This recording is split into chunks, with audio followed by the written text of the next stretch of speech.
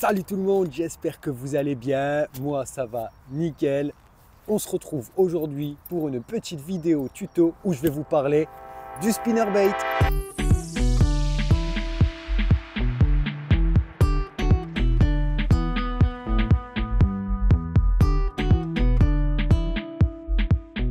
Mais qu'est-ce qu'un spinnerbait? Alors le spinnerbait fait partie de la famille des leurres métalliques. Il est composé de palettes, d'une armature, d'une petite tête plombée, c'est ce qui va donner en fait le grammage du spinnerbait, une jupe et un hameçon simple. C'est un leurre de réaction. Il est fait pour déclencher en fait l'agressivité des carnassiers de par les flashs lumineux que vont faire les palettes en tournant. Selon la taille et le grammage du spinnerbait, en fait, il est susceptible de prendre tout type de carnassier, de la perche jusqu'aux sciures. Et enfin, c'est un leurre complètement 4x4. Il s'accroche vraiment très peu, donc ça lui arrive quand même de s'accrocher, mais en comparaison avec d'autres leurres, il s'accroche très peu en fait parce qu'il y a l'armature en métal qui protège l'hameçon simple. Le matériel idéal pour pêcher au spinnerbait. On va commencer par la canne. Donc la canne, tout simplement, déjà au niveau de la puissance, il va falloir l'adapter en fait au poids du spinner que vous allez utiliser. On ne va pas utiliser la même puissance de canne forcément si on pêche la perche au micro-spinner ou si on recherche les gros brochets et les sciures avec des spinnerbaits beaucoup plus volumineux qui peuvent peser jusqu'à 50-60 grammes. C'est logique. Comme c'est un leurre qui tire énormément dans la canne et qui n'est muni que d'un hameçon simple et non pas de deux hameçons triples comme sur les crankbaits, il nous faut une canne quand même assez raide afin de pouvoir en fait optimiser le ferrage, mais avec un sillon, avec la pointe en fait de la canne, avec le sillon relativement souple quand même. Donc une action moderate fast, voire fast, c'est le top. Concernant maintenant le moulinet. Le moulinet, on ne va pas chercher midi à 14 h. En fait, il faut juste trouver un moulinet au niveau de la taille qui va très bien avec votre canne, qui va créer un ensemble homogène et bien équilibré. Là où il sera important de faire attention, on va dire sur le moulinet, c'est de choisir plutôt au niveau du ratio. Donc le ratio, il faut un ratio ni trop élevé, ni trop faible. Donc un ratio dans les alentours de 70 tours, 74 tours de manivelle, c'est vraiment l'idéal. Pour la ligne, il faut savoir en fait, il faut prendre en compte le fait qu'on utilise principalement le spinnerbait pour pêcher dans des zones d'obstacles. L'idéal, il nous faut une ligne qui résiste assez bien à l'abrasion. L'idéal donc sera donc de pêcher avec une ligne montée en direct en fluorocarbone. Bien entendu, si vous n'avez pas envie de monter, si vous n'avez pas le combo adéquat, vous n'avez pas envie de faire un combo adéquat avec une ligne spécifique pour le spinnerbait, vous pouvez aussi tout parfaitement, comme sur ce cas-là par exemple, pêcher en corps de ligne en tresse et y rajouter un assez long bas de ligne. Généralement, je vais mettre 1,50 m, 2 mètres de bas de ligne, enfin bref, quasiment une longueur de canne en bas de ligne en fluorocarbone. Comme ça, au moins, vous êtes sûr que si jamais ça frotte dans les obstacles, ça va tenir. Ou pêcher au spinnerbait. Et bien en fait, l'avantage de ce leurre, comme je vous disais, il est 4x4, il peut pêcher partout. Au-dessus des herbiers, le long des troncs d'arbres, dans les zones de bois mort. Vous pouvez aussi l'utiliser le long des pontons. Ça, j'adore l'utiliser par exemple le long des pontons, le long des quais et aussi bien entendu au niveau de la pleine eau. Bien entendu, toute proportion gardée, il va falloir adapter. Vous n'allez pas pêcher vraiment la pleine eau si vous avez 7-8 mètres de fond avec un spinnerbait de 5 grammes. Il faudra à ce moment-là adapter. Mais concrètement, vous pouvez pêcher partout avec le spinner. Exception faite, forcément, des tapis d'herbier que vous avez en surface, c'est logique, mais en même temps, mis à part la frog, il n'y a aucun leurre qui peut pêcher sur ce genre de poste. Quand pêcher au spinnerbait, d'un point de vue saisonnalité, honnêtement, vous pouvez l'utiliser toute l'année, bien entendu en adaptant aussi forcément votre vitesse de récupération et ainsi que votre profondeur de récupération, mais vous pouvez l'utiliser toute l'année, de l'ouverture jusqu'à la fermeture. Au niveau de la météo, j'adore l'utiliser pendant les jours très venteux. Au plus il va y avoir de vent, au plus je vais utiliser le spinner et j'adore aussi l'utiliser en mode un peu power fishing. Pour moi, c'est un leurre de réaction, c'est un leurre qui se prête très bien au power fishing et croyez-moi généralement quand le vent se lève, sortez un spinner et vous allez voir, il y a de très grandes chances que vous réussissiez à faire un poisson. Sinon, en plus de la météo venteuse, j'adore l'utiliser en fait dès que j'arrive sur des bordures où il y a des troncs d'arbres qui sont couchés dans l'eau, où il y a vraiment des amas de bois mort. J'adore utiliser le spinner car en fait c'est l'un des rares leurres qui va permettre de pouvoir longer ce genre de structure sans risquer en fait vraiment de s'accrocher. Les palettes. Alors il faut savoir généralement que sur les spinnerbaits, vous allez retrouver deux types de palettes. Les palettes en feuilles de sol et les palettes qui vont être rondes, enfin, beaucoup plus rondes et qu'on appelle les palettes Colorado.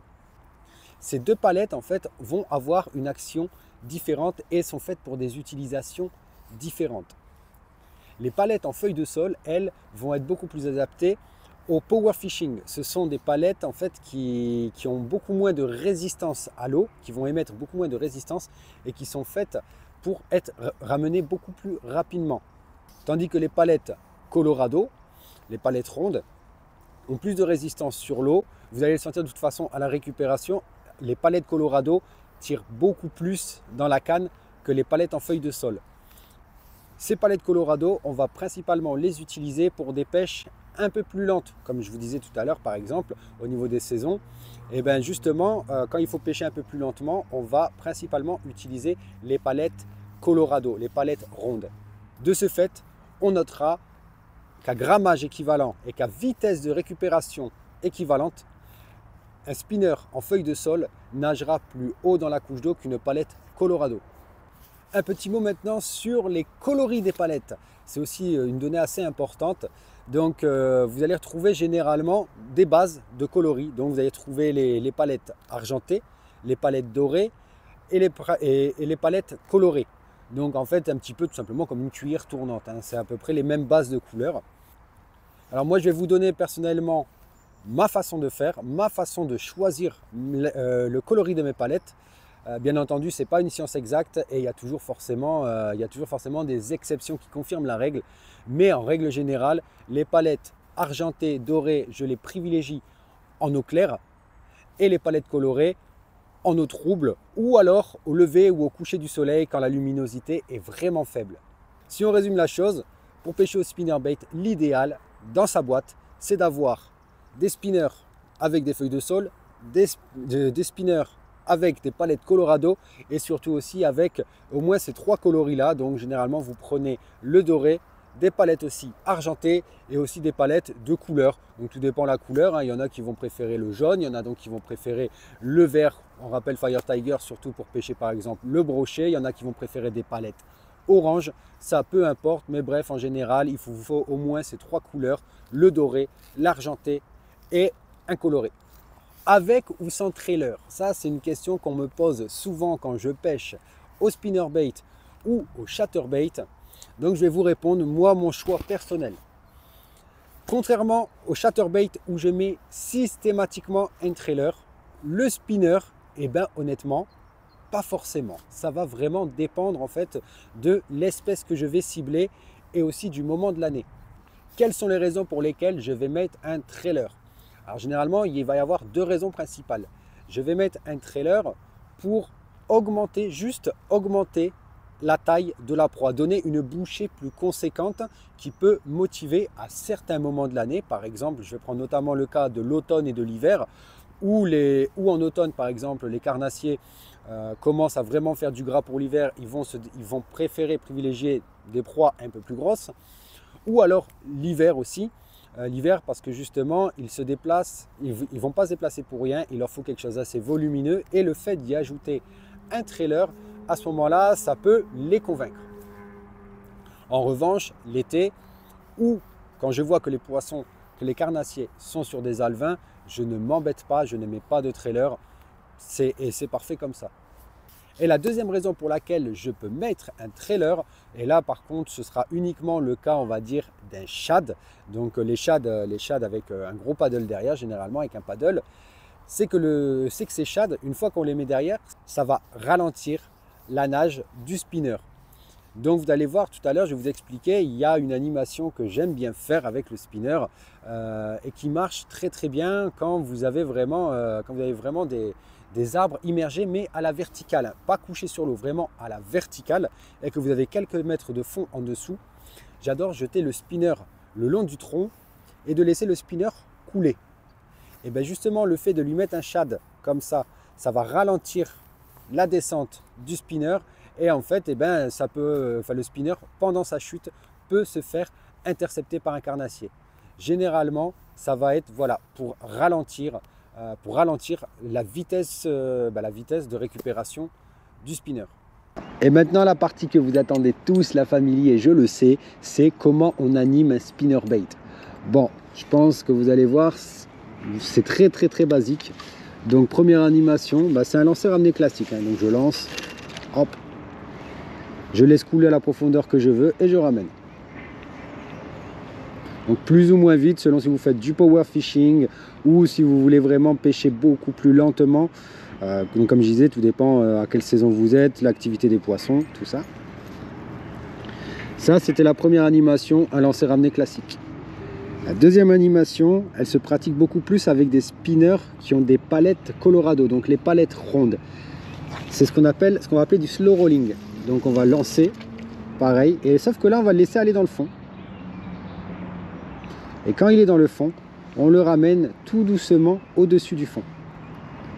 Alors ça, vous allez voir, c'est super efficace sur les perches, les cendres et les sciures principalement. En bref, tout ce qui est généralement carnassier, qui n'a pas envie de décoller du fond, qui vient pas facilement chasser en surface, vous allez voir ça, ce genre d'animation, c'est redoutable.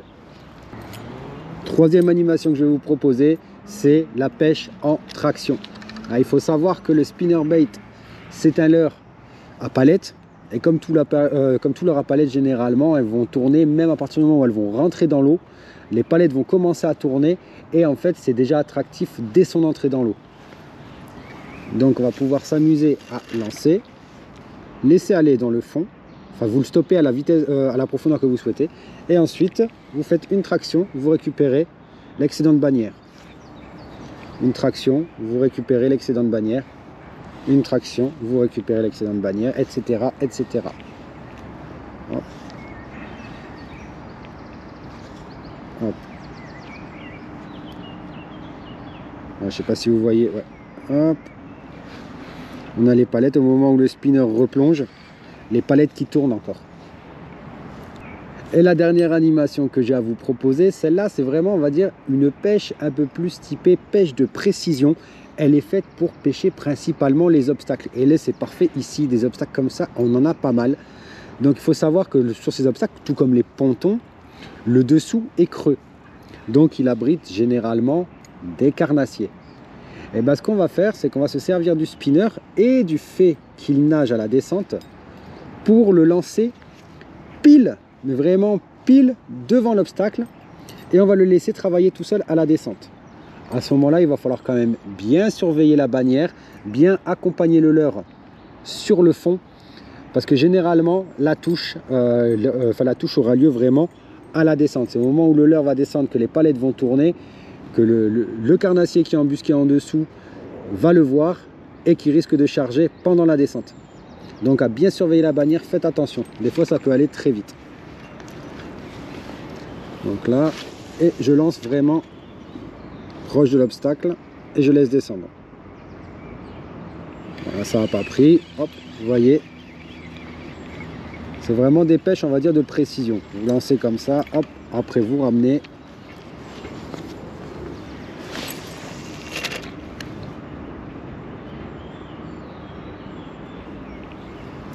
Ça prend pas, je ramène.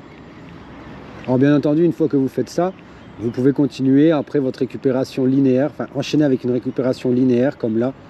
On ne sait jamais, il y a peut-être un carnassier qui est posté, qui est en train de se balader entre l'obstacle et la bordure. Donc à ce moment-là, ce serait dommage en fait de lui faire passer le leurre devant sans qu'il puisse l'attraper. Là, on recommence. Voilà, là c'est parfait, il est pile devant l'obstacle. Il n'y a rien et hop, il n'y a pas de touche à la descente, je ramène.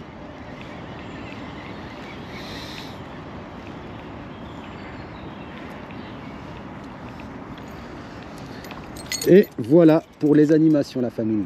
Mais comme je suis sympa, je vais vous donner une petite astuce aussi. Et ça marche quand vous pêchez au niveau des arbres immergés et des bois morts. Profitez de l'armature en métal et du fait que l'hameçon soit protégé pour venir faire taper le spinner. Vous le ramenez assez lentement pour venir faire taper le spinner, l'armature, contre les petites branches, les branchages. Et vous allez voir, il y a des moments, en tapant dessus et en le laissant retomber juste derrière la branche, vous allez avoir le carnassier qui va sortir et qui va vous l'attraper. Et voilà la famille, la vidéo est terminée, le tuto sur le spinnerbait est terminé. Maintenant, je vous ai dit tout ce que je sais personnellement sur l'utilisation de ce leurre. Donc maintenant, si vous avez aimé la vidéo, la famille, la meilleure façon de me le faire savoir, tout simplement, c'est de lâcher des pouces bleus, donc de liker, liker, liker. N'hésitez pas aussi à me poser des questions dans les commentaires, justement si vous avez des questions, des choses auxquelles je n'aurais pas forcément pensé au moment de tourner la vidéo. Si vous voulez plus d'informations sur l'utilisation du spinner ou même des références de spinner à avoir, n'hésitez pas à me demander tout ça dans les commentaires. N'oubliez pas non plus de partager la vidéo à tous vos amis, à toutes vos connaissances qui pêchent et qui ne connaissent pas encore la chaîne. Et surtout, la chose la plus importante, si vous n'êtes pas encore abonné à la chaîne, franchissez le pas, abonnez-vous, activez la cloche de notif par la même occasion. C'est gratuit et ça le restera toujours. Sur ce, la famille, je ne vous embête pas plus longtemps. Je vous dis à la prochaine et n'oubliez pas, je vous kiffe de ouf.